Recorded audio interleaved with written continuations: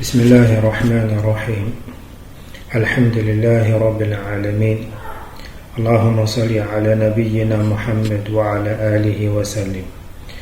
السلام عليكم ورحمة الله وبركاته.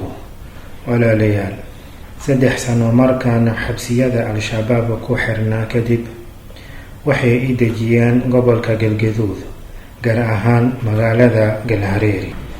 waxaan furay dukaan yar oo aan ku daaweynayay dadka kuna iibin jiray daawooyinka dhirta. maalin nin la yiraahdo Salaad oo mas'uul ka ahaa aruurinta zakada ayaa igu yimid dukaankeygii, wuxuuna iga dalbay inaan bixiyo zakada. waxaan u sheegay in zakada aysan weli igu waajibin maxaa yeelay wadarta guud ee saaran dukaankeygii ma gaarin nisaabka, taas oo ah lacagta ugu yar oo laga rabo zakada. taasna waxay u dhigan tahay 595 garam oo fido ah qiimaheeda. waxaan u sheegay haddii uu i weydiisanayo canshuur inaan diyaar u ahay inaan bixiyo, laakiin wax zako ma dhiibayo. waxaan u sheegay in zakada ay tahay cibaado, sidaa darteedna ay u baahan tahay niyad, halka aan canshuurta looga baahnaan niyad. wuu igu adkeeyey oo wuxuu igu yiri, aniga ma doonayo canshuur, waa inaad bixisid zakada.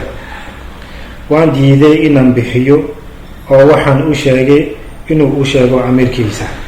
maalmo yar kadib waxay igu yeereen xafiiskooda si aan ugala hadlo arrintaas. nisaabka markii loo xisaabo fido ahaan waa 595 garam. qiimaha suuqa 1 garam oo fido ah maalintaas wuxuu marayay $2.5, taasoo macnaheedu yahay in nisaabka dollar ahaan uu yahay 595 garam lagu dhuftay $2.5, waxay noqonaysaa $1,487.5.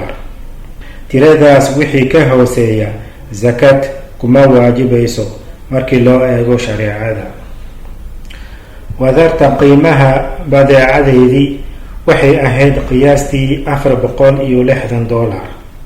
sidaa darteed waxaan u sheegay in zako aysan igu waajibin markii loo eego shareecada islaamka.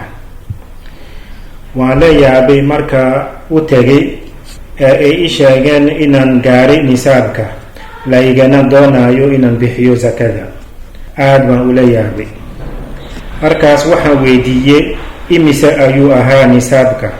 waxayna i sheegeen inay tahay $285.5.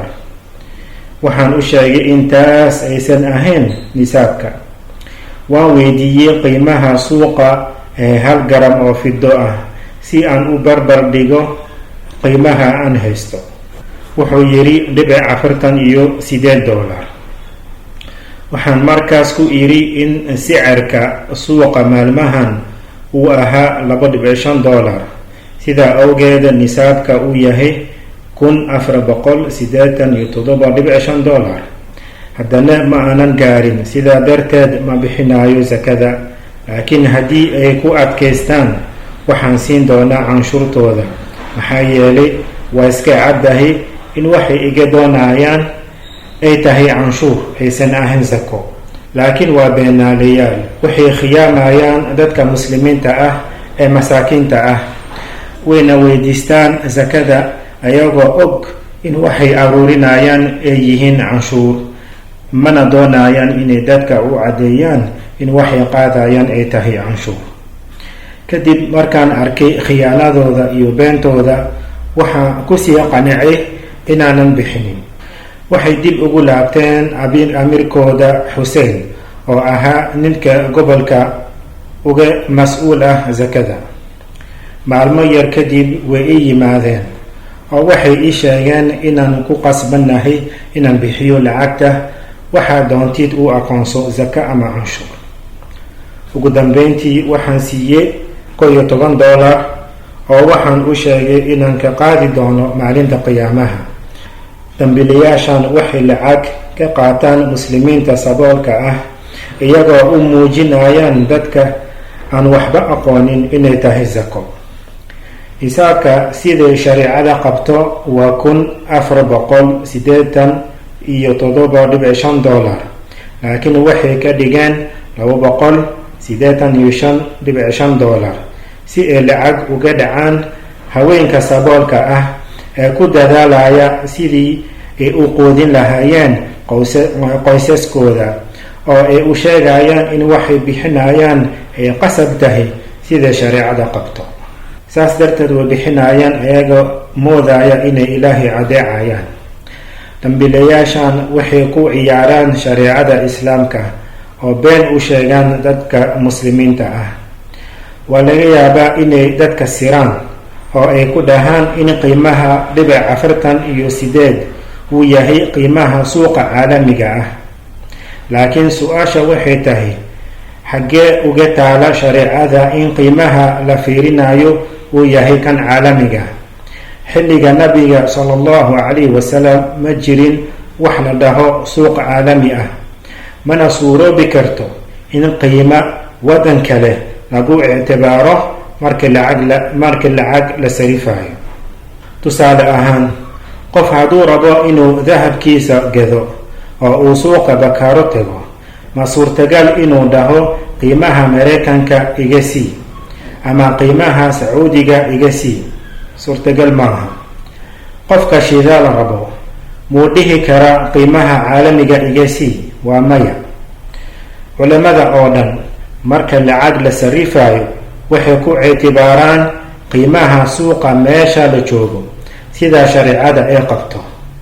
marka waxay al-shabaab la yimaadeen waa ku ciyaar shareecada iyo khiyaano. nisaabka fiddo ayaa dollar lagu sarifaya, marka waxaa la rabaa in lagu sarifo qiimaha uu ka jooga meeshaas aad joogtid. marka waa khiyaano in al-shabaab ay qiimo dal kale ku sarifto si ay u hoos dhigaan nisaabka. waxaa ku tusaya inay khiyaano tahay inay qarinayaan nisaabka, maxaa yeelay hadday sheegi lahaayeen dadka way fahmi lahaayeen khiyaanadooda.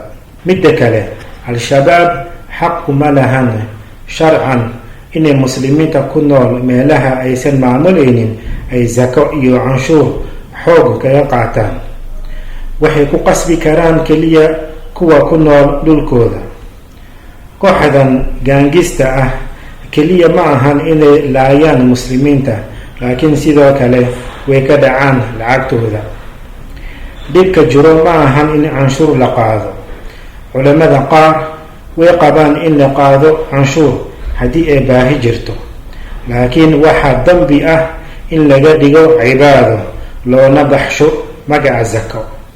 taas waxay hoos gelaysaa alxukmu bigayri maa anzala allah. waxaan ku noolaa dhulkooda al-shabaab 3 sano xabsiga kadib, maxaa yeelay waddo kale ima furneen. laakiin markii aan arkay dabeecadan shaytaaniga ah, waxaan qaatay go-aanka ah inaan ka tago wax walba haygu dhacaan. waxaan kusii qanicay in hogaanka xarakada uu yahay mid dambiile ee khaa'iniin ah iyo beenaalayaal. kuwa ay ugu yeeraan culimadooda weligood kama hadlaan arrimahaas, iyo hogaamiyeyaasha qabiilka ee taageera al-shabaab ayaga maba ogo khiyaanadaas. tan waa xaqiiqada al-shabaab, khiyaano iyo been. haddii ay inkiraan arrintan, dadka ha u iclaamiyaan nisaabka zakada laga rabo sida ay ku sameeyeen xoolaha nool. ilaahay muslimiinta ha ka celiyo shartooda. assalaamu calaykum waraxmat ullaahi wabarakaatuhu. zubayr almuhaajir.